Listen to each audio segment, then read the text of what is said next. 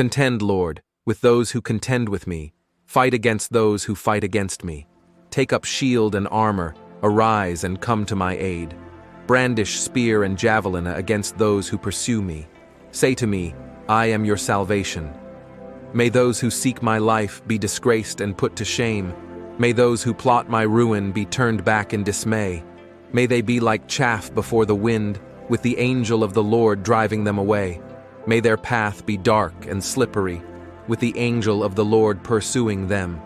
Since they hid their net for me without cause, and without cause dug a pit for me, may ruin overtake them by surprise. May the net they hid entangle them.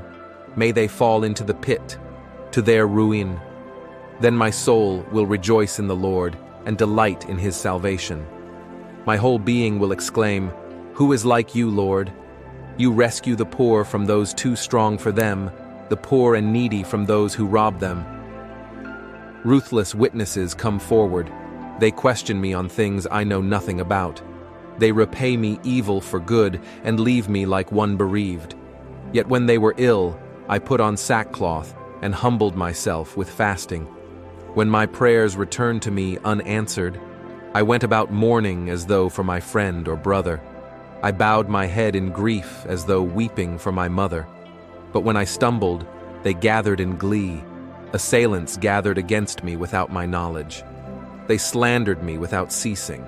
Like the ungodly, they maliciously mocked. They gnashed their teeth at me. How long, Lord, will you look on? Rescue me from their ravages, my precious life from these lions. I will give you thanks in the great assembly. Among the throngs I will praise you. Do not let those gloat over me who are my enemies without cause. Do not let those who hate me without reason maliciously wink the eye. They do not speak peaceably, but devise false accusations against those who live quietly in the land. They sneer at me and say, Aha, aha, with our own eyes we have seen it. Lord, you have seen this. Do not be silent. Do not be far from me, Lord. Awake and rise to my defense. Contend for me, my God and Lord. Vindicate me in your righteousness, Lord my God. Do not let them gloat over me.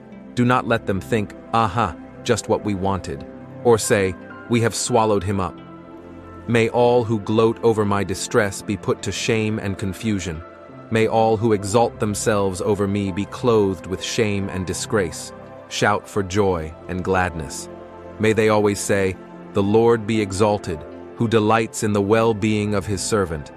My tongue will proclaim your righteousness, your praises all day long. Dear friends, as we delve into the timeless words of Psalm 35, we find ourselves immersed in the raw emotions of the psalmist, a soul crying out for deliverance, justice, and vindication.